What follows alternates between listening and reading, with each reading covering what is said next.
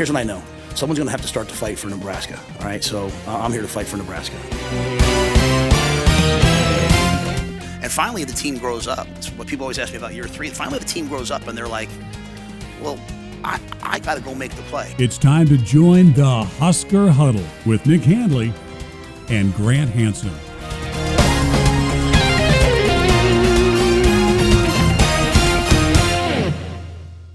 Hey there, and welcome to another edition, in fact, episode 10 of the Husker Huddle. Alongside Grant Hansen, I am Nick Handley, and we appreciate you being with us, whether you are watching us on the YouTube or on the YouTube, that sounded really old, or listening on wherever you get your podcasts. And Grant, again, before we get going, where can you get those podcasts? Well, of course, you have found us here on YouTube, but let's say you don't have time to watch this week. Mayhaps, to use an old-timey word, since we're doing that. You would like to go ahead and just listen to it while you're at work. You can find us on Spotify, Apple, wherever you get your podcasts. If you are listening to us audio only style, go ahead and give us a review there on podcast, on the Spotify podcast platform or Apple. And then, of course, on YouTube, give us a like. Subscribe to the Performance Podcast YouTube page. We've got plenty more coming your way throughout every week here on the Husker Huddle. Husker Huddle brought to you in part by Omaha Steaks, and proud to say a new sponsor and a really cool event we got coming up here from Cross Train Brewing. We're going to tell you about that a little bit later on in the show, but welcome Cross Train Brewing. Yay. And Omaha Steaks. Those are two... It's a great combo. They're two world beaters right there. So it's great to have them on the Husker Huddle. We've got a lot to get to, but we also wanted to, as we continue a little bit of the housekeeping here, wanted to remind you Husker Hindsight is back on Sunday because there will be a game on Saturday. Well, barring anything unforeseen, I guess. Weather looks good, so we should have a game on Saturday. But we will be with you on Boomer Radio. That is 97.3 and 1490 Sunday. And 94.5. And, yes. It's all the Boomer signals. The entire Boomer Radio network. You can catch Husker Hindsight. That'll be coming your way starting at 11 a.m. to react from the Nebraska-Michigan State game. All right, Grant, we're through the bye week, and we're fine. Yeah, we're still talking a lot about the bye week. Yes, it is interesting too, and we'll get into the prime cuts here in a second. And again, some of that is what we picked, but a lot, I feel like, of our mindset, the fan base's mindset, the media's mindset is not necessarily centered around Michigan State as much as it is the bye week, Michigan, and what Nebraska needs to do going forward. Absolutely, that is one of the more interesting broad writ narratives that is sort of defined this week heading into Saturday. Yeah, and we'll get into this after our prime cuts because I think a lot, kind of dovetailing off what you just said right there, I think a lot of year 3 Matt Rule, is this team different than previous, not only Matt Rule teams at Nebraska, but also previous coaching staffs out of the bye week? Is this any different? Meaning, how do they respond? They went into a bye week with a loss against a legitimate top 20 team. How is the response against a team that if you come out feeling sorry for yourself, Michigan State's good enough to expose you? So I'm with you. This is a lot about the response, and you're going to hear a little bit of that theme here during our Omaha Steaks prime cuts. Omaha Steaks, your go-to for game day, from sizzling steaks to all of your favorite tailgates. Your tailgate favorites, that is. They've got you covered. Omaha Steaks, a proud partner of Nebraska Athletics. And here is this week's Omaha Steaks prime cuts. Yeah, no one cares about your feelings. I was frustrated. They're frustrated. Play better. That's the message. Just play better, practice better. It's just no one's coming to rescue you. There's a lot of really good teams out there that are frustrated after a loss. I watched a lot of really good football teams on Saturday, and teams that were behind came back and won. Teams that were ahead lost. Teams lost on 2-point conversions. Teams lost on a field goal. It's just the new age of football. There's a lot more parity. You lose the game, correct it, move on. So we've tried to correct it. We've tried to move on. I think good teams never let a game beat them twice. We have options, and it's our job to get them there. And when we put them in there, it needs to look better. So if you want more running, if you want more rushes, then when I call it, it's got to look better. I'm not going to just keep calling things that aren't working for us, right? So we have a very diverse offense, and we can do a lot of different things. We can get the ball to a lot of different people. That to me is balance. That's balance, okay? And my job is to call the plays that are working to where we have a chance to be successful. Run defense is about an attitude. A lot of times pass defense is about scheme and structure, but run defense is about an attitude, winning in your gap, getting off a block, getting to the ball, being physical and tackling. So we've got to keep emphasizing that and making sure we're getting the right guys on the field to do that. We wish that we could go out and play a game last week to bounce back, and I mean, not having that, there was that showed up in practice, like not having a game, the physicality and the competitiveness that we put on each other. And I mean, iron sharpens iron. We got better last week, which was huge. I knew we had a special team when right after the game we came back in the locker room, and normally where it's pointing fingers and he did this, you did that, but we just kind of latched on and came together. And from my point of view, is just making sure that guys aren't making excuses for themselves and making sure that they understand that it's our responsibility. No one's going to come hand us anything, so we wouldn't want it into the way. Your Prime Cuts brought to you by Omaha Steaks. From sizzling steaks to all your tailgate favorites, they've got you covered. Omaha Steaks, proud partner of Nebraska Athletics. And we teased this before the Prime Cuts, Grant. That was what you heard there is, I liked Matt Rule's comment about it doesn't matter how people are, how people feel. Nobody cares about your feelings. And to me, that there's two things I take away from just that little comment. One, there's a sense of urgency with this football team this year, this program, knowing that no matter what type of gains that you make or type of progress there is. And I remember we didn't play it during the clip, but he even says at one point, talking about how close they were, he goes, I'm not going to say we're one play away because that had been used from previous coaches. Sure. But he understands that no matter what type of improvements that the coaching staff is seeing during practice and even during games from a statistical standpoint, how they've improved, even in red zone from this year to a year ago, that unless it shows up on the scoreboard, it doesn't matter. And when you lose a game to Michigan and you could say, well, it was only a one score, you didn't get blown out and stuff like that. Yeah, cool. But that's not what we're here for. Sure. So I think he really underscored the point of this year is the year about winning. And the other part about this is he's right. I mean, we talked about this last week and even on Husker Hindsight after that Michigan game is there was a lot of it, and I'll call it overreacting to Nebraska losing that game to Michigan where people are like, oh my gosh, it's the same old team. And we don't know that.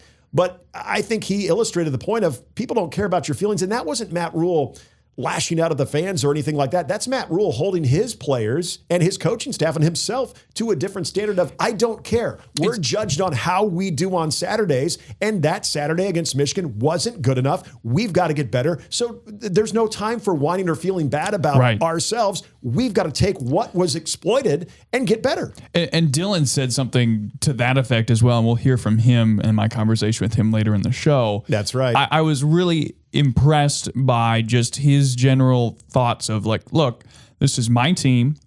He straight up said that in my conversation with him, right? And nobody's coming to save us. Mm-hmm. We have to fix this on our own, and we have to get better on our own. And so, you heard Matt Rule did, speaking of things that other coaches said, did say on Pat McAfee last week after one of their Tuesday practices, this has been one of their best practices since I've been here. Yeah. But you've heard that. That better mean something. You've heard that during the week from players. Luke Lindenmeyer talking about physicality being upgraded this past week, not having a game, and so you can really ratchet things up a little bit during practice, knowing you have the weekend still to recover without a football game coming up. And then iron sharpening iron. We've heard all those sorts of things. So now, which this brings me back to sort of the narrative that I was discussing and laying out before. The opponents that Nebraska play this month, they're not super sexy. Mm-hmm. Minnesota maybe being the most formidable, or at least games that Nebraska fans would, obviously they want to see Nebraska win all those games, but there's not a lot of extra in Maryland. There's not a lot of extra for Nebraska fans in the Northwestern game. Probably the same is true of Michigan State, which is why I think a lot of the discussion isn't necessarily centered around the stars that the Spartans have or how Nebraska is going to defend. There's a little bit of that with Aiden Childs, but a lot of the focus this past week has just been around what is Nebraska going to look like? What are the controllables that we saw for Nebraska? What does that look like this week? There isn't really a lot of discussion about Nebraska's opponents. And so to me, you come back to what we had maybe even discussed before the bye week where, look, Nebraska has to come out of October Bowl eligible, bare minimum. You have to minimum get 3 out of 4. And I think there's an argument to be made that you need to go 4 for 4. What's interesting enough is, and I don't know what side of the spectrum this falls on, but what you just said right there made me think. Is this Nebraska fan base more curious about the response of the Huskers because they are still somewhat confident that this could be a different season, a better season, or are they so curious about the response because it's the exact opposite, because they've got PTSD and they know how Nebraska going into bye weeks off of a loss, returning from that bye week has not gone well a lot of times. And again, this dates back, a decade.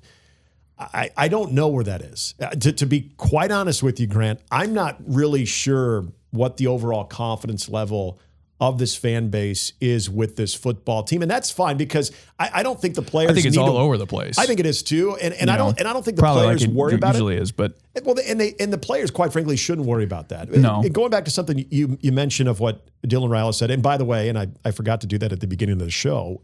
Dylan Raiola and Grant Hansen one-on-one. We'll be playing that for you today in this show. So that's going to be awesome, as well as your mailbag questions too. And Kyle Crooks, voice of Husker Football, Kyle Crooks, is going to be joining us too. But what Dylan said, no one's going to help us, no one's going to save us, all of that part of it, that to me, and again, that could be just mature leader player speak. So we always like to say coach speak. You can take a version of that for your captains, quarterback speak. Maybe you saw this different, maybe you didn't. I'll go all the way back to even some of the Bo teams, but a lot of those Mike Riley teams, Scott Frost teams.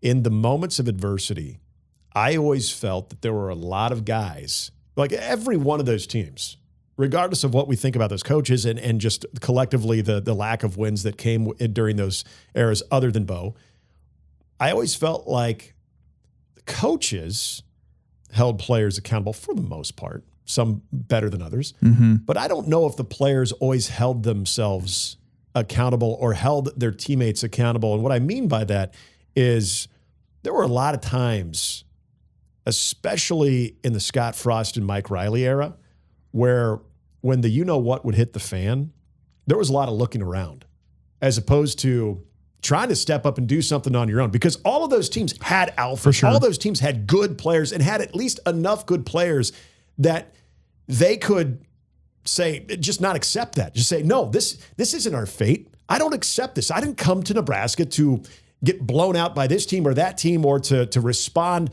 from a loss this way. And if you guys are okay with that, then get the hell out of here. I don't feel like there were enough ass kickers, I guess is what I'm saying. Right. And just a subtle message from a guy like Dylan Raiola to say that no one's coming here to say this is on us. To at least hear that verbalized, I guess gives me a little bit of confidence that that mindset, culture, all those things we talk about, that can lead to more wins and more consistent wins. But we don't know what the results of that are, right? And that is why so much of the discussion this week is centered around Nebraska, I feel like. And again, look, maybe this is just my bubble has been that area. But I think it's because this is a new type of adversity for a new team and a team that should handle this type of adversity, the adversity after a loss, which is much different than the adversity the team faced against Cincinnati.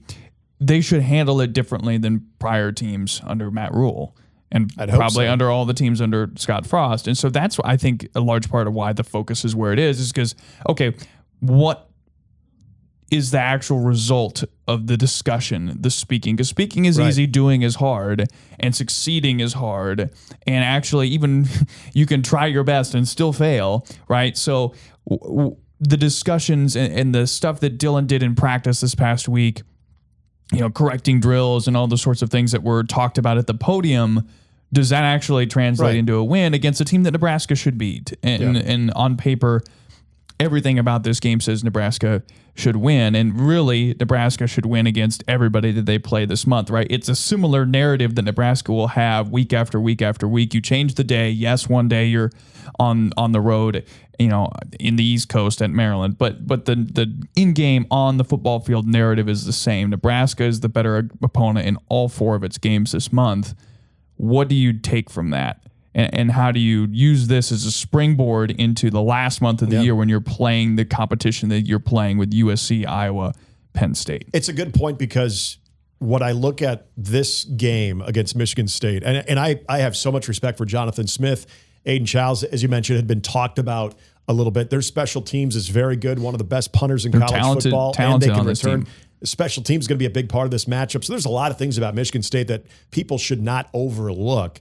And it's year 2 for Jonathan Smith. We know that year 1 was a little bit rocky, had its ups and downs, but hey, they went in, they beat Iowa last year, and that's not easy to do. And they did that coming off of a bye week. So that should have Nebraska fans' attention that this can be a well-prepared team, and they have enough on that roster that is capable of beating you up if you're having a bad day. But it also marks the start of a stretch that you pointed out, that where Nebraska likely is going to be favored in a lot of these games, if not all.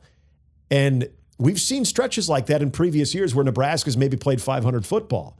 So again, if we're looking at this season to be different, this was that stretch coming off of that bye week that we all circled and said, if Nebraska is different, they will do what they're supposed to do. And you're not going to make excuses for, they do have that short turnaround to go to Minnesota. That's fine. That's been on the schedule forever. You know how to prepare for that. Yep. And we know Minnesota's going to be a tough team. So there's all kinds of things about this 4-game stretch where Nebraska, if they are different, and it starts on Saturday of Michigan State, if they are different, that's going to show up in this 4-game swing. And the other question that will be answered that I think a lot of people are asking post-Michigan is Michigan an undervalued team nationally that has the right name brand and is going to be dangerous down the stretch and get better and better and better, and Nebraska got them when they were quote-unquote the most beatable? Or have we collectively overvalued Nebraska again?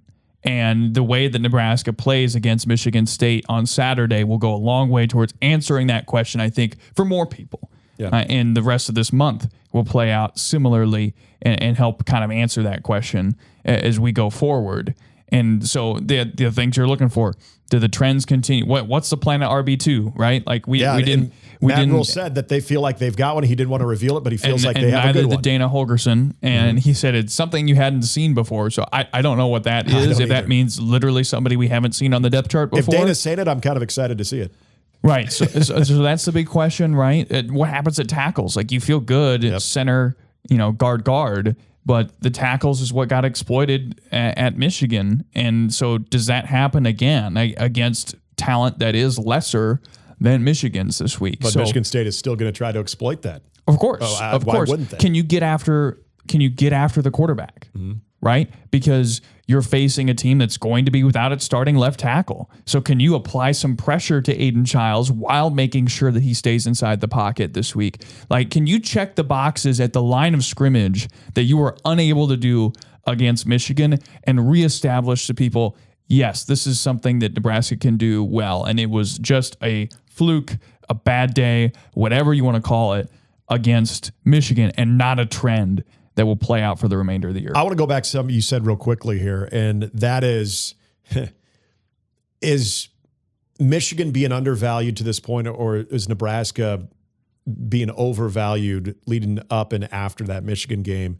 I think after the game, because this is where I go back to that national narrative, and this can even be the local narrative too, because of the ghosts of Nebraska's past, is that I think that right now, and this is another reason why that 4-game stretch here for Nebraska is huge. Right now, that narrative is Nebraska's being overvalued. That's how I sense it that way, is that Nebraska's overvalued. Oh, they fooled us again. But if they take care of business on Saturday, they go on the road, even to a Maryland team that's off to a better start than any of us thought, but still go out on the East Coast and you can win that game. All of a sudden, they get back into that area of, Michigan's good, Nebraska's and pretty good too. Minnesota's unranked and probably somewhat underperforming, although they'll find a way to be good down the stretch and probably beat somebody that they shouldn't for that game as well. And, they'll find a way to beat somebody that they shouldn't down the stretch, because that's what PJ Fleck teams do. Look, like that'll be another game where people can primetime national TV Friday night standalone that you can try to make another case to people that this should be a ranked opponent or ranked team going forward, and then probably won't get there unless you beat USC. But look, there's opportunities here. You just need to build back up that respect again, and it starts with Michigan State. And your response is all about that. Voice of the Huskers, Kyle Crooks, is going to be joining us here in just a moment. Excited to be talking about the new football voice for Huskers. But we got to tell you about another great deal with our friends at Omaha Steaks, because they got a Black Friday sale that is starting. Hey, I mean, Black Friday, we're in October. Why not already start talking about Black Friday? But I got to tell you, so on Monday, my wife, myself, we didn't really want to do this elaborate meal as most people don't on Monday. So we decided to go with the beef tenderloin burgers. Those were phenomenal. Put on the Omaha Steak signature seasoning on that. Just put them on the Blackstone, cooked them, put a little cheese on them, caramelize the onions, of course. Always got to do that on the Blackstone as well. And I'm not even, this isn't hyperbole. This is the best burger I've ever made. This is good. My wife even agreed too. I think that sounds I was a like hero. Thank you, Omaha Steaks. There you go. There you go. Be the hero this year. Be the hero of your family and do a early Black Friday purchase from Omaha Steaks. And Nick, we have a way to make things even better for our listening audience with a certain little promo code. Yes, we do. Save big with Omaha Steaks. Visit omahasteaks.com for 50% off site-wide and an extra 20% off select favorites during their early Black Friday sale. And for an extra $35 off, if you use the promo code HUDDLE, that's HUDDLE, you know how to spell. At checkout, you get that $35 off. Terms apply. See site for details. That's 50% off at omahasteaks.com. Use the promo code HUDDLE at checkout. As we told you before, excited to bring on our next guest. And I know you've heard him on, in fact, our Boomer radio station, the proud home of Husker Sports and Boomer Radio. But also, I know you've heard, really, since he got to Nebraska, there wasn't a lot of, hey, let's let him settle in before we have the caravan of interviews and interview requests. Kyle Crooks, voice of Husker football, joining us here on the Husker Huddle. Kyle, we wanted to wait our turn because I know you were essentially drinking out of a fire hose when it came to every outlet, every radio station that could possibly sit down with you and talk about your journey that got you here to Nebraska and as the voice of Husker football. I know it's a story that has been told many times, but we're just excited to talk some football with you. But I have to ask, now that you're settled in, how are things going? How are you? How are you doing? Yeah, I mean, it's drinking from a fire hose is a really good phrase, and I think it's one that I've used more than I've ever used in my life. It's been crazy. I feel like you're right. Every podcast in the Midwest, I think I've been on talking about my journey at this point. You know, if I have to mention all my stops and D3 football and high school football again, I'll probably go crazy, but it's all part of it. And, it's been really exciting. Exhilarating is a word that I'll use. You know, it ended in a loss, right, against Michigan, but getting an opportunity to be in the stadium for a game like that, atmosphere like that, going back to my first game in Kansas City and to see 70,000 Husker fans in an NFL stadium, and for that to be my first broadcast and for it to end in a win and in dramatic fashion with an interception, and then you get the two home games where you get to work on your highlights a little bit, and so it's been great. And working with Jessica Cootie every single night, and yourself, Nick, on Sports Nightly has been that's a unique challenge. I've done some of that in my career, being a talk show host, but to do that on almost a nightly basis has been pretty unique as well, along with doing the play-by-play with the entire crew. So it's been my head's still spinning. As we come out of the bye week, it's slowed down a little bit, but we're getting set to ramp this thing up here for October. Hey, Kyle, apart from the job and the football and the fan base, what surprised you about Nebraska? I think just from Lincoln's perspective, there's a lot to do here. Now, I haven't had a whole lot of opportunity to experience a lot of that, but I think I expected it to be a pretty crazy game day atmosphere, especially down on the Haymarket. I'm living in that area down on the Haymarket, but you know, when people think, I've been asked this question too, when people think about Nebraska, you think about a lot of open fields and you think corn and things like that. Like, there's a lot of stuff to do here, and I hope eventually, maybe when springtime comes and I have more time to venture out, especially Haymarket and some of these other areas around Lincoln and around the state, that I get to experience a little bit more of that. I think that's been one of the more eye-opening parts of this experience, is that, hey, you know, you can, if you really try, there's no opportunity to be bored around this area. I know there's been a lot of, you mentioned just from the game at Arrowhead and seeing the Michigan game and really seeing Memorial Stadium in that big game atmosphere as well. along the way from the time that you started in July to where we are now, getting ready for the next wave of Big Ten games? Have you had that aha moment yet of you are the voice of Husker football? This is real. This is happening. And just everything that's, kind of comes with that. Has there been that one moment where you're like, dang, okay, this is what it's all about? Yeah. I think I've had a few of those. I don't think it's completely sunk in yet, because the way I look at it, and maybe it's not the best way to look at it, you're only as good as your last game. So certain players maybe think of it that way too. So if you have a good call or a good highlight, well, okay, you still have however many games left, and you have to do it again and again and again. And you have to do it in road venues and different booths and things like, so it's like, for me, there's been a lot of really cool moments, whether it's, Malcolm Hartzog's interception, and you sort of get the pinch me feel of that. I think what was different about that specifically is, so we were in a kind of sealed in booth, so you didn't get a chance to really feel the atmosphere from our perspective from Arrowhead. I think Michigan, when the jets are flying over, was really unique. I remember saying in the headset to myself when we were in a break, like, this isn't Division III football anymore.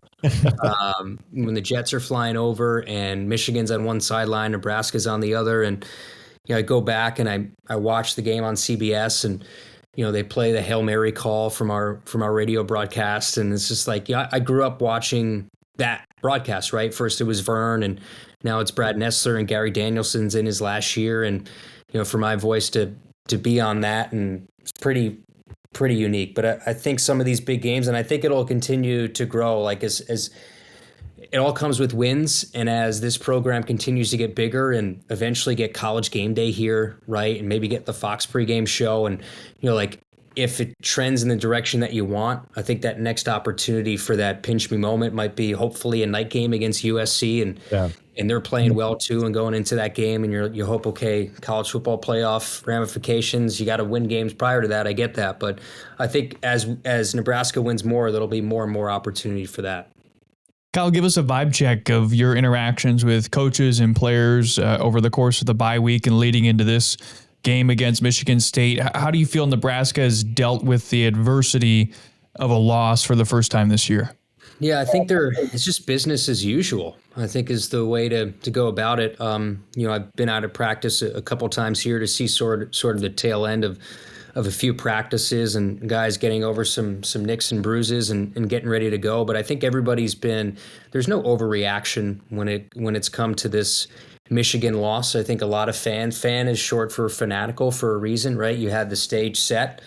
It was this big opportunity with a ranked team, a chance to get that demon off your back with 27 consecutive AP ranked losses. And so the stage was set. I think a lot of people thought Nebraska matched up with Michigan. And there were some telling comments, I think, that came out this week and Dana will have in our coaches show coming up here today on the Husker Radio Network. But he had said Michigan sort of set the blueprint of how we want to look offensively. That was a telling comment for me, because I think a lot of people in Nebraska as a team, I'm sure, thought that they were maybe on that same level going into that game with Michigan. But I think there were some eye-opening moments defensively, for sure, at the line of scrimmage, that Nebraska has to grow offensively, that they have to grow.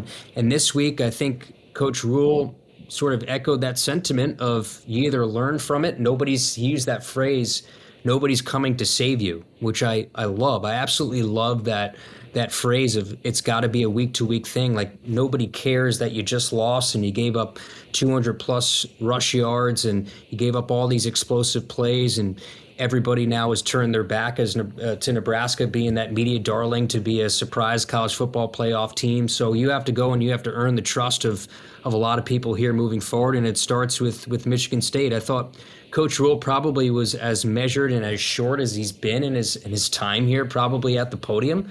Usually those are about 30 minutes. I think it went about 15 minutes. I think there's a clear-cut message if you talk to the guys and you're around Dylan or you're around the coaches of, we just got to be business as usual. There's a lot of, you could really do the surgery on this tape against Michigan. It's clear what this team needs to improve on, and they're not running from it. And there's a lot of season to prove that you're one of the best teams in the Big Ten. Kyle, you mentioned Dylan right there, and we look at 4 games. You had a chance. One of the things that I noticed right out of the gate at practices, I mean, you're front and center. You mentioned seeing a lot of practices. You're taking notes. You're a savant of this game. And when you watch Dylan Raiola, his preparation, but now you've seen him in different environments. You've seen him in I think the very important season opener, but even though it was a home game, you're in Kansas City, then you get things, let's just call it what it is, a little bit easier the next 2 weeks with Akron and Houston Christian, but then a really tough, impressive Michigan defense. What have you taken away evaluation-wise in the 4 games that you've seen, Dylan, the things that you liked and the things that you could see maybe progressing and getting better as the season continues? Yeah, I'll start with the latter, and I think Dylan said this too, with some of the things that he could maybe grow in is a pocket feel, right? So he was sacked 7 times. He faced, I think, 36 pressures. That was the PFF number, which is an astronomical amount. But maybe having a better field to step up when that edge, there was a lot of pressure from the edge rushers, and they have some of the best in the country at Michigan. So maybe having that better field to step up and use his legs a little bit more, I think is one area that he's even self-admittedly said that, hey, I need to do a better job. You can look at all the stats and you can put all the blame on the offensive line, and as a good quarterback and as a good leader does, he goes to the podium yesterday and says, look, some of those sacks are on me. It's not all on the offensive line. I have to have a better feel. But you look at what he's done so far, and we've said it on Sports Nightly ad nauseum, is he's not talked about nearly enough as one of the best quarterbacks in the country. I mean, with the percentage that he's completing passes at and the amount that he's thrown this year, Dana's essentially in this offense so far, the passing game is at times has been an extension of the run game. With the short mesh game concepts that Dana Holgorsen likes to run in his offense. So, he's had, I think, 18 different receivers catch a pass this year. So it's not like he's locking into one guy. The way he's utilized somebody like a Luke Lindenmeyer or Ja'Cory Barney this year, who I think is set to have quite possibly an all Big Ten type of season for him, is certainly trending in that direction. And even with all the issues up front, which clearly there's issues at left and right tackle that certainly have been addressed during the bye week, with all the pressure that's been on him, he's still been able to make plays and make clutch throws and still make some of those really highly difficult sidearm throws or throws into tight windows that a 5-star recruit does. So he's done it all this year. And the fact that I don't think Michigan's given up a 300-yard passer in quite some time. So, even with all that pressure, he still threw for 308 yards and 3 touchdowns. So it just shows that no matter what happens in a game, that he's somebody that you can count on to make plays in whatever situation. Voice of the Huskers, Kyle Crooks, joining us here on the Husker Huddle. Kyle, where are you the most confident in Nebraska's abilities this week against Michigan State? And what areas maybe do you see the Spartans using to create some pressure points for either Nebraska's offense or its defense? I think Michigan State has a lot of issues when it comes to their pass defense. It's one of the worst in the Big Ten. And they've had a lot of injuries this year.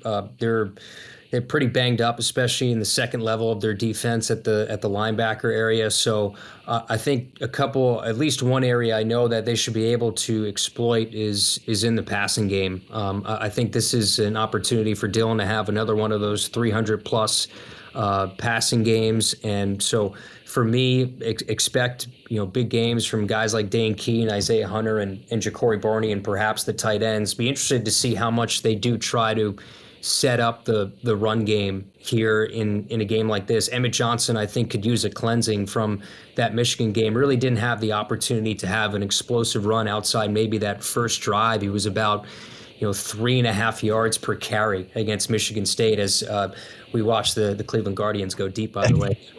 In there as we tape this. For people who don't know, we're taping this on a Wednesday. It's playing on Thursday, but yes, in the midst of this, we were talking about it before we came on about the games going on. Yes, Cleveland just took a. Anyway, sorry to interrupt you as I was fist pumping next to Grant. No, I was watching the home run in the corner of my vision answering that question. I know, like, Nick's about to go crazy. Yes. So sorry to break down the fourth wall there for our listening audience. But so in terms of where they can exploit, I think Pass offense is a way to go. Offensively for Michigan State, Aiden Childs can take off with his legs. That's going to be an issue, right? Bryce Underwood had some key runs against, when the Huskers played Michigan. Brendan Sorsby, we always tend to go back to that game as a litmus test game, and we see where Cincinnati is. But the ability to stop a mobile quarterback when a play breaks down on third and long or third and medium, Aiden Childs is probably one of the more improved quarterbacks, just like Dylan. I think Dylan had a higher ceiling coming into the year, and he's been talked about even more than Aiden Childs. But I think Childs had about 7 interceptions through his first 4 games last year. He has, I think, 9 touchdowns to 1 interception. So both quarterbacks have considerably cut down their turnovers this year. I think he's legit. Their wide receiving core is legit. So a strength on a strength, right? A really good receiving core against the number 1 or second best pass defense in the country. That's going to be a unique matchup to watch. Real quickly, too, I wanted to bring this up with Nebraska's defensive efforts in this game. And, we've been getting the questions, I'm sure you have, too, with, you see Sorsby, then you see Bryce Underwood, now you see Aiden Childs, and how the defensive line, we know that it takes all 11 on that side of the football to understand their assignment and to try to negate what a mobile quarterback can do. But that defensive line, I feel like they get a lot of the attention. We talked a lot about the offensive line gains in the bye week and the things that they feel confident that this offensive line for Nebraska can do. What about the defensive line in this matchup, in your opinion? Yeah, I think it has to take a big jump, right? And when we look at the explosive plays, and I think John Butler sort of talked about this in his presser the other day, is that it's more than just one person missing a tackle on some of these big plays. There's a bunch of guys not doing their assignments and their jobs that lead to big plays. And Nebraska had given up 3 different explosive touchdowns on the ground, one of 75, one of, I think, 54, and the other of 37. So we said it coming into the year that it's a defensive line that has a lot to prove, and that necessarily has not changed. I think the rotation has shrunk down a little bit. We saw a lot of guys play against Akron and Houston Christian because of the scoreboard. Now I think we have an understanding of what that rotation is going to be. I think they played about 7 different defensive linemen against Michigan. I think it's a little undersized for the Big Ten. That's been talked about a little bit, but it's very athletic. I think you need to see more from an Elijah Judy. You need to see more from Riley Van Poppel, Keona Davis, and you can go up and down the line of guys that just have to perform at a higher level. You're seeing more from a guy like Gabe Moore, too, that I think can play a big role moving forward in a Cade Petschok. So, those are some names that hopefully you hear a lot on Saturday because they're getting in the mix. That is Voice of the Huskers, Kyle Crooks, joining us. Kyle, again, appreciate you spending time with us. I know you've got inundated with Husker football pretty fast and pretty fiercely, but you're doing a great job. We're big fans over here, and know you're going to keep up the good work. But thank you so much for just spending some time with us, and look forward to hearing you on the call on Saturday. Well, I appreciate you guys, and as we talked, the baseball schedule just came out. So, Nick, excited to hear you on some baseball games here this spring, and excited that you're a part of this. And Grant, it's been great to meet you and chat with you since I've been here the last month plus. So I appreciate you guys. Anytime you need me, just give me a ring. Likewise, Kyle. Appreciate it. Thanks for coming on. Great stuff again from Voice of the Huskers, Kyle Crooks, joining us. We're going to get to our mailbag here in just a moment, but as we mentioned, we got a little thing going on with Cross Train Brewing, which everyone knows, the Cornhusker Crusher. Everybody should. The official craft beer of the Huskers is Cross Train Brewing, where we are very excited, Grant, myself, and our friends over at Husker 247 Sports. That would be Mike Schaefer, Brian Christopherson, and Michael Bruntz. Who could forget Michael Bruntz? Well, who could forget all of them? But they are some of the best when it comes to covering football, and we're just along for the ride. But all 5 of us are going to be in the same building at once at Cross Train Brewing in La Vista for Huskers Live on Tap. This is a new collaboration that we're doing, a live show. It's going to be taking place. Our very first one, we're going to have a few of these, by the way. Our very first one, though, is going to be Wednesday, October 15th at Cross Train Brewing in La Vista from 5 to 7 p.m. They're going to have food truck out there.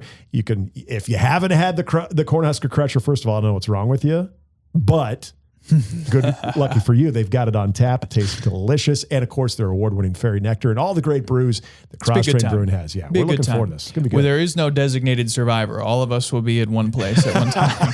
That's right. You can come hate on us we didn't together. think about that one. But, yeah, we encourage you just to come on out there. We'll take questions from the gallery as well. We're going to be talking a lot about, obviously, Husker football, but a little bit of volleyball in there as well. We're going to be doing another one of these. BYU coming up, too, that weekend. So yeah, it's going to be a 2-hour, mainly Husker football with a little volleyball, basketball. We're going to do another one in December. We're going to be doing some in 2026. Really excited about this partnership with Cross-Trained Brewing and Husker 247 Sports, because those are guys that we have on the show. In fact, we've had all three of them on this show, and you all know them too. They're fantastic. They are some of the best that cover Husker football. So we're excited about this little partnership, this collaboration. So we want to see you out there at Cross-Trained Brewing on October 15th. That's a Wednesday, October 15th, right before that Friday night Minnesota game. So October 15th, mark your calendars at Cross-Trained Brewing in La Vista with us and our friends from Husker 247 Sports and the folks at Cross-Trained Brewing. It's going to be a great show, so we look forward to that. Having said that, let's get to our mailbag. TJ is back at it, and TJ just brings the good questions. He does. Not that any of you else, the rest of the questions haven't been, but TJ's always...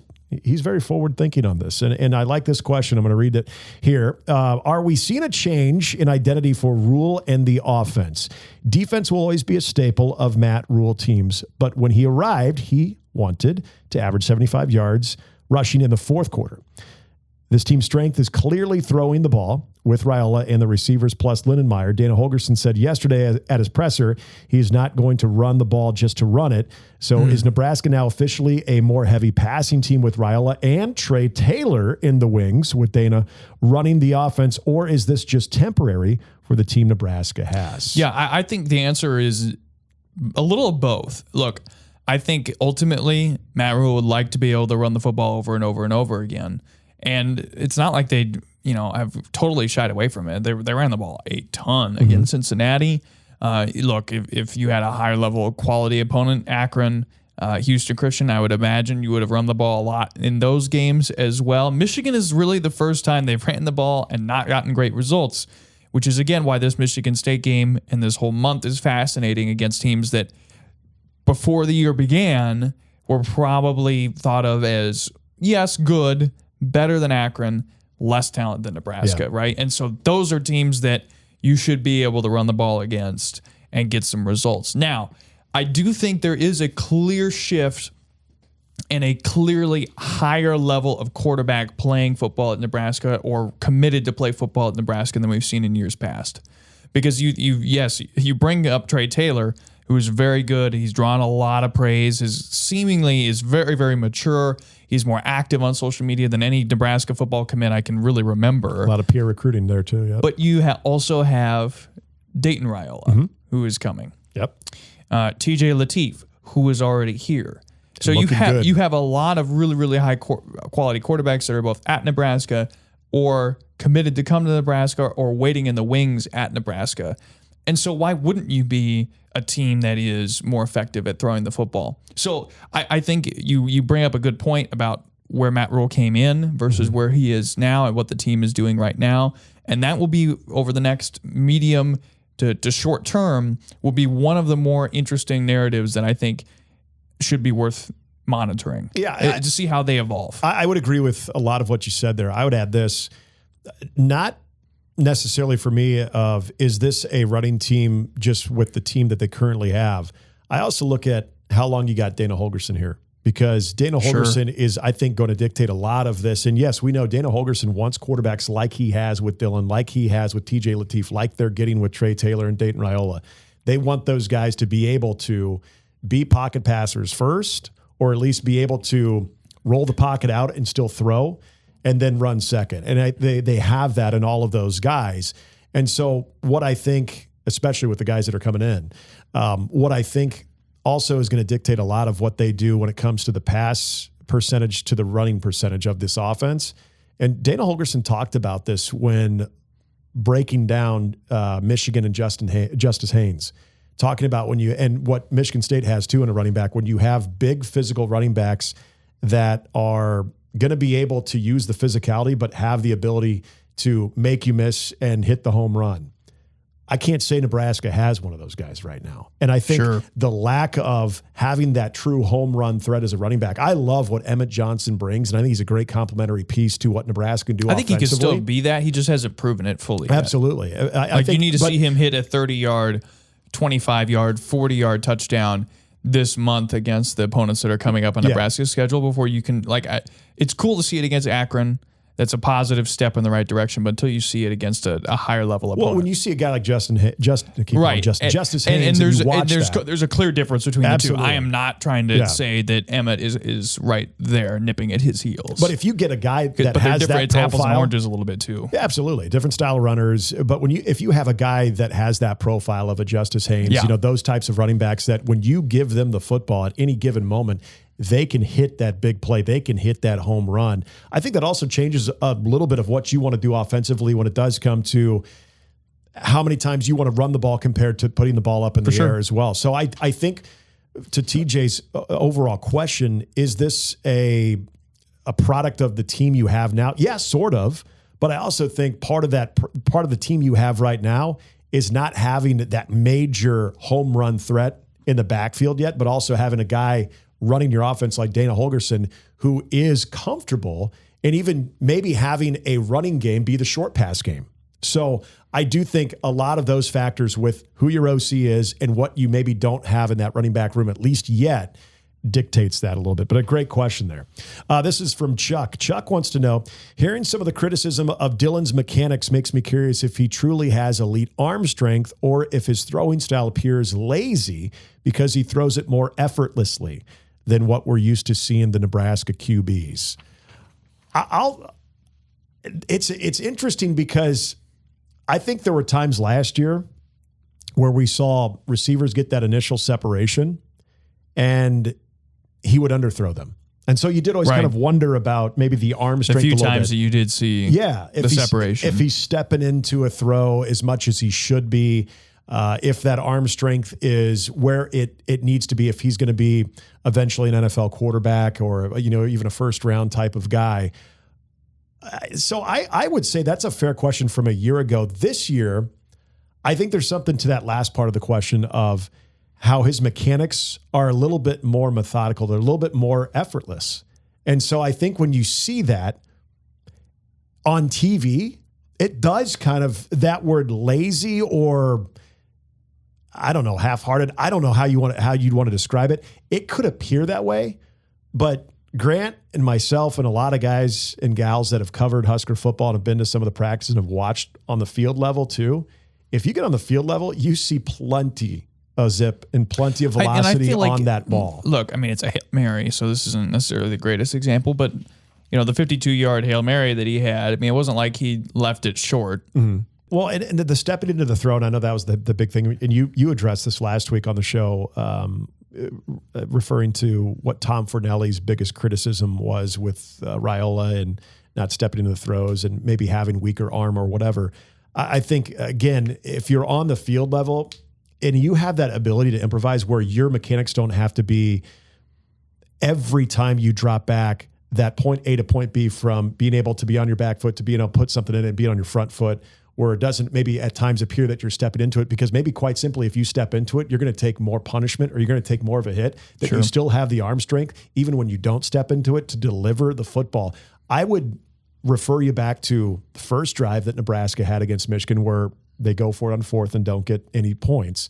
And then in the third quarter, and I wish I would have wrote this down on which drive it was, but he made, I counted between those two drives, 3 in the first drive alone, NFL-type throws on the run with that nice mix of velocity or just overall ability to get the ball out with a good steam. Well, but also what comes to my mind is the touchdown pass to Key Akron.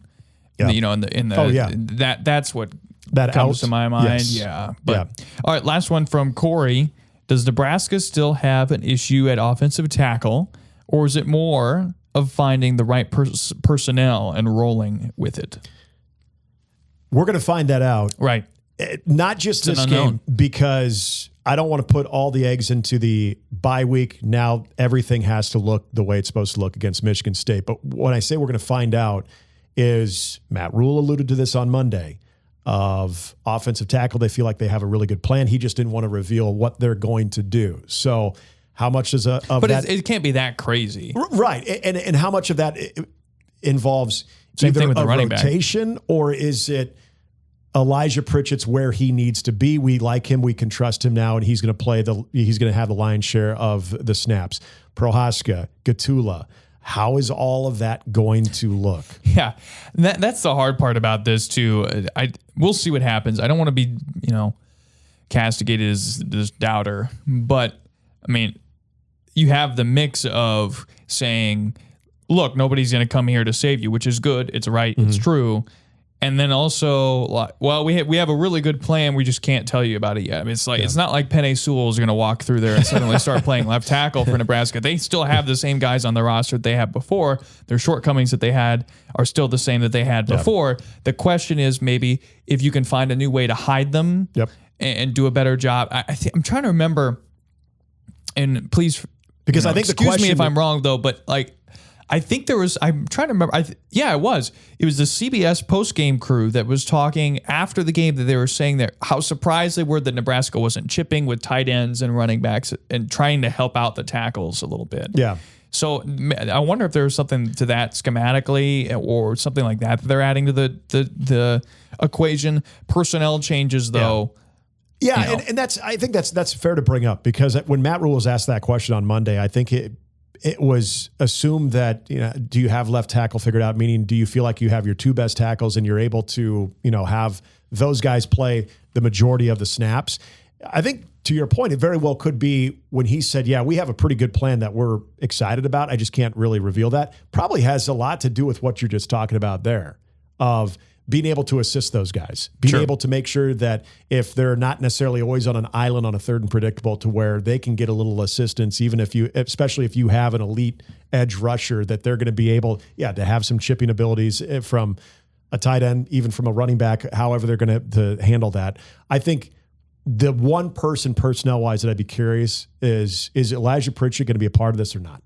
And he's third on the depth chart right now. And you are highly paid to come in here and to be one of the main focal points of this offensive line, and it hasn't worked out. And it doesn't sound like it's necessarily because of ability. It sounds like it could be a little bit between the ears. So is that getting corrected? And if so, can you trust him in those key situations as well? So from a personnel standpoint, that's where I would say maybe the only little tweak there of what his overall role is.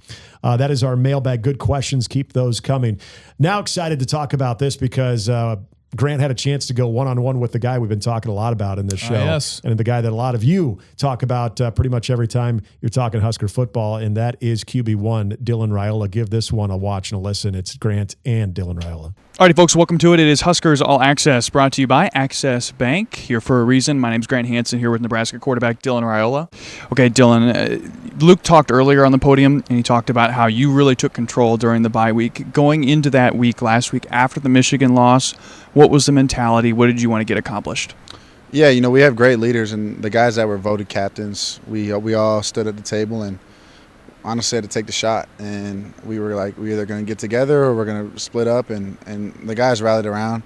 And from my aspect, it's humbly speaking, like this is my football team, and they'll go as I go. So I take tremendous responsibility and leadership in that. So I just encouraging and telling guys to just keep pushing because we're right there. We're super close. Coach Rule talked about a week or so ago about your whiteboard that you have set up for football prep before a game. Walk me through when you're at home, when you're watching film, how you prepare for an opponent like Michigan State or anybody else. Yeah, I have a very strategic plan how I prepare and get ideas for things. But I have a TV, I have my computer, and I have my office desk. And then to the left, I have my whiteboard where I put personnel, different blitzes that they come out of, and basically the percentages of different formations and stuff that they run. And as I'm watching film, I kind of have a scratch paper where I'm just drawing down plays that I think would work, drawing up some plays that maybe people have hit, and bring it to Holgerson, and we'll see what sticks and see what doesn't. And sometimes the ideas are the same and sometimes they're not, but it's all just like part of learning the game, and I enjoy that part. Do you ever go to your dad and ask for advice? Well, no, because he's going to tell me to run the ball. I'm trying to throw it. So talk me through Michigan State. What's coming up? What do you have to be aware for? What does this offense need to be aware of? Yeah, well, first, I think them coming off a bye. They've done some damage in the past coming off a bye. So I think any team, any given Saturday, really can come in and beat you. So we just got to be careful to not let people come in our stadium and bully us anymore. It was quite embarrassing on our side, on the defensive side, on everybody's side of the ball. So we all took responsibility, and we were like, that's going to be our one shot, and we took it on the chin. But from now moving forward, we're going to make sure that we're ready. How did you push yourself? How did you challenge yourself this week?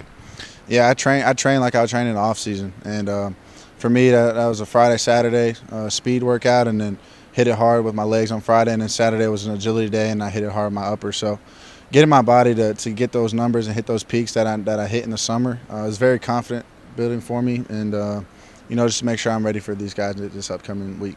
Appreciate it, Dylan. Again, he's Dylan Raiola. This has been Huskers All Access, brought to you by Access Bank, here for a reason. Hey, good stuff with you and Dylan Raiola. We'll get to Nebraska, Michigan State, and our predictions here coming up, but we got to hit the top 25 in college football. And I never thought I'd be saying this and talking about a college football top 25 matchup. Now, if you're going to tell me this matchup in baseball, heck, even basketball, I would have said, yeah, okay, give me a little, let's talk Vanderbilt. Okay, that's a little adventurous. We'll give you baseball, but basketball, they've had, in the last 20 years, they've had a team or two. I'm not saying anytime recently, but more recent than football being an actual legitimate top 25 team. One win away from bowl eligibility. And this is not a James Franklin-led Commodore team, my friends. But Vanderbilt at 5-0, they are going to go to Tuscaloosa and take on Alabama, who all of a sudden, out of nowhere, proved that just when you start sleeping on, not necessarily Kalen DeBoer, but Alabama and Kalen DeBoer, because the guy can still coach, that might be shame on you, because what they did against Georgia was impressive. Hey, I wouldn't have picked him. I'm glad we didn't pick that game. Yeah. yeah. Mm-hmm. I'm sitting at 9-7, by the way, before we do these. You are at 9-7, and I am at 6-10. Tough week. Yeah, it was a bad week. It was not tough a good week. 0-3 week for you. Yep. Not that nobody's counting that. Okay, so here we go. Tough one on the road for the Doors. They're 10.5-point dogs. I can see them covering 10.5. 16 might be a little bit high. They might be a little bit overvalued, but it's still a good football team with an experienced, by that I mean aged quarterback, in Diego Pavia. They're 5-0. Are we Big Ten?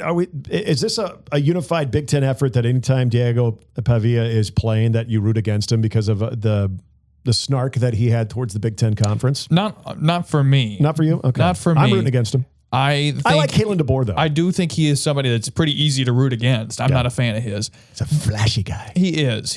Likes also, to run his mouth. They're going to lose this game. I feel pretty confident about that. Road game against Alabama off a big win. Yeah. Brian Denny is going to be. Oh, yeah. They'll get up for this game. They're excited for their crew. Alabama fans are saying, do we really need to bring the juice for freaking Vanderbilt? And they will. But you do. They will. But I like Bama to win this game. 10.5 might be a little bit too much. We'll say 28-20. I'm going to agree, but I'll say they cover. My only fear in this would be Vanderbilt getting a backdoor cover on this one. But yeah, I think Alabama, in my opinion, has a new lease on life after what they did against Georgia. I think that was huge because everybody was ready to start questioning whether Kalen DeBoer, in fact, they already were questioning if Kalen DeBoer is the right man for this job. And I think what he got out of Ty Simpson, I think just that collective effort and their defense, Alabama, which shouldn't be a surprise to anybody, but what they did defensively against a very solid, well-rounded Georgia offense too was very impressive. So I think this is where I do look at the coaching. This is where I do look at some of the best work that Kalen DeBoer has done. You essentially, I don't want to say they're gifted because they earned that victory, but when everyone was ready to rule them out, now they have a chance to, catapult it to number 10 and have a chance to get right back into the college football playoff picture. This is the type of game that this Alabama outfit will not only win, but they will do it convincingly. So I'm going to take Alabama to win this one. And I think, again, their defense smothers Vanderbilt's offense. I'm going to take the Tide to win. I'll go with 28-13.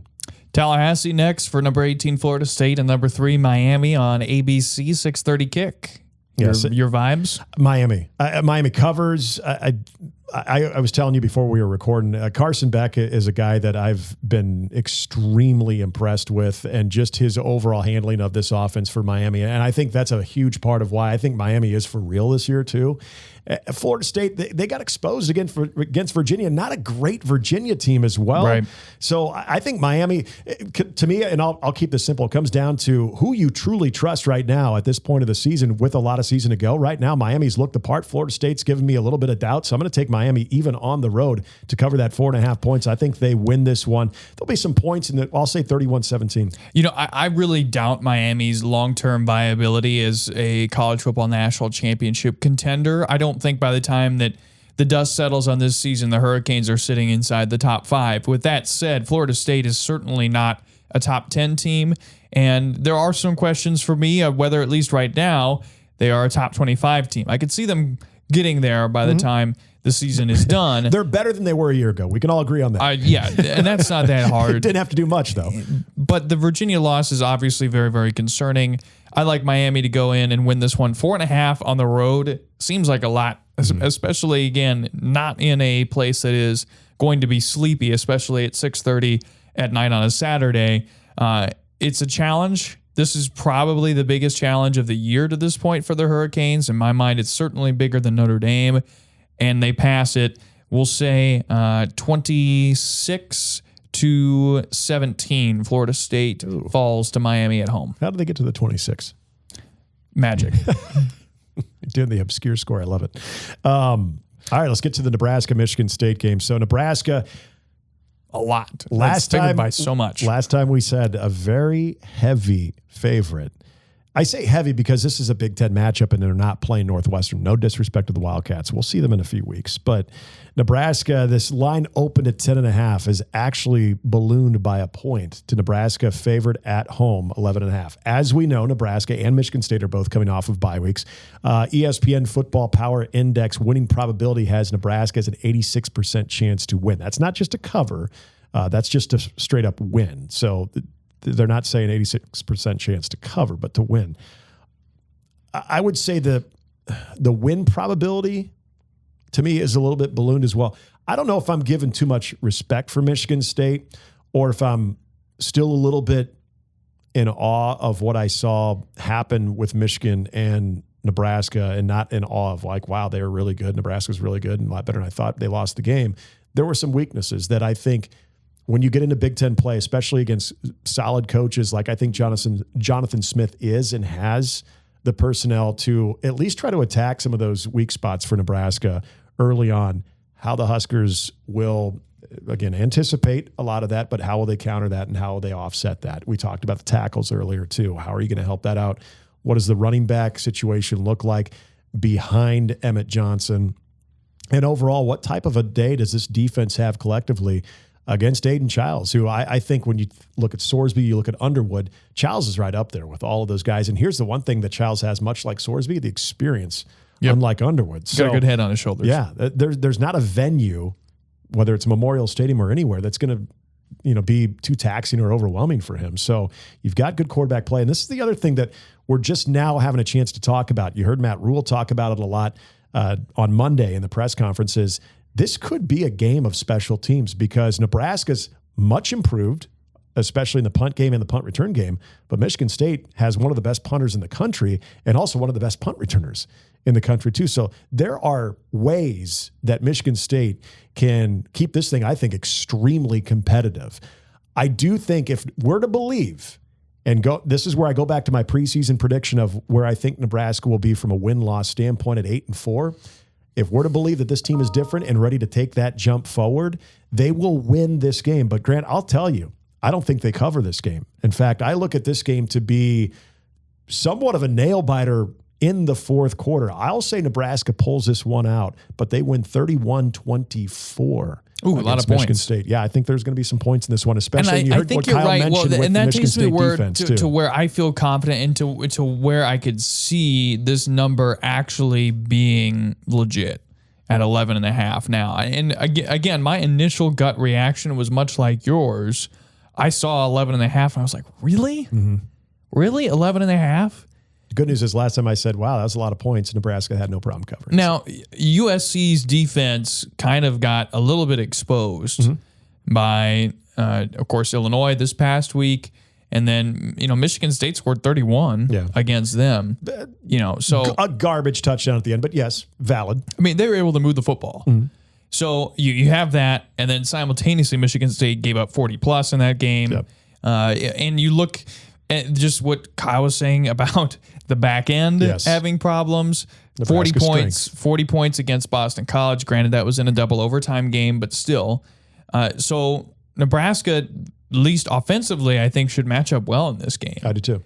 And so that's where I think, man, maybe you do see Nebraska cover the 11.5, but that's assuming something that I don't think we can really generally still assume yet about Nebraska, and it's something that maybe you could do 15 years ago or 10 years ago, that things will play out as projected and and as advertised and in the ideal.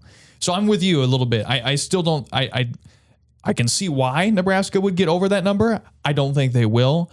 I'm still in the neighborhood where you are of about a 7-point situation. I think this is a game where Nebraska scores at least 28 points, probably 30, and I'll say Nebraska wins this game 37-31. 37-31. I'm just going to go unique. Points again. I'm just going to go unique on this. Okay, also, Michigan State, by the way, Michigan State has won the last 2 meetings. This could be the first time ever that they've won 3 straight in the series. So you and I are just killing the over-under. If you were curious, the over-under is only 48.5. Oh my God! So you and I are stepping over that big time. That's where some of this doesn't make sense, and maybe I'm just an idiot. We just leave that out there. But 48.5 plus. So what? That's saying Nebraska wins. I mean, that's leaving Michigan State basically with. I'm trying to do some quick math here, but not. You're really looking at around like a 27-17 type of game. Yeah, if you're looking at the spread and the over/under there. I don't know, man. I see a lot. Maybe? I do. I see a lot of points in this one. I mean, I see a lot of points too. I just the spread plus the over/under doesn't. Let me ask check you out this. with what my gut says. Does this game matchup wise, and now that we've seen a little bit on both of these teams, does this game sort of feel a little bit like the Cincinnati matchup? To me, it kind of does. The way that we're talking about where I think the offense for Cincinnati, I thought that they could do some things, especially against an unproven defensive line. You had an experienced sort of mobile quarterback. The difference is we have more time, and we have enough time to say that I think Cincinnati's offense to this point in the year against similar competition is certainly better than Michigan State's. But going into that game, how we looked at that Nebraska-Cincinnati game, I think I look at it with a similar lens. You have a decent back in Frazier. Yep. You have one good receiver and an experienced quarterback that can hurt you with arm and ball legs. around. Yeah, and you have some questions on the defensive side of the ball. I mean, special maybe teams I'm were not reading as too good for much into it. Cincinnati. Maybe I'm reading too much into it. But just listening to what Kyle was saying about how banged up he felt like Michigan State was in the back end, I have a hard time seeing how Nebraska doesn't exploit that. And then Michigan State is also without its starting left tackle. Yeah. So like those to me seem like some fairly significant injuries and things that play into Nebraska's hands a little bit. So, again, if Nebraska doesn't get after the quarterback in this game and at least make Childs uncomfortable, that's kind of a red flag a little bit to me. At this point, you should be able to get some pressure, and you should be able to get home, get some sacks, just searching for that havoc. Yeah. Still searching for that a little bit. Anyway. Good news is both Grant and I have Nebraska not covering. Last time that happened, Nebraska covered easily. So that's good for Nebraska fans out there. That's all the time we have here on the Husker Huddle. But again, we want to remind you, make sure you mark your calendar on the 15th of October at Cross Train Brewing in La Vista. It is going to be a Huskers Live on Tap with Grant and myself and the Husker 247 Sports crew of Brian Christopherson, Mike Schaefer, and Michael Bruns. We're going to be doing a 2-hour roundtable from 5 to 7. It's a live event. We'd love to see you out there. Food truck's going to be on site. There's going to be some giveaways, all kinds of fun things. Again, that is October 15th at Cross Train in La Vista on that Wednesday before the Friday night Minnesota game. So we're looking forward to that. Big thanks to Omaha Steaks as well. And all of you for checking out Husker Huddle. Don't forget, we are wherever you get your podcasts and, of course, right here on the Performance Podcast YouTube. Until next week, we'll talk to you then. Enjoy your college football weekend.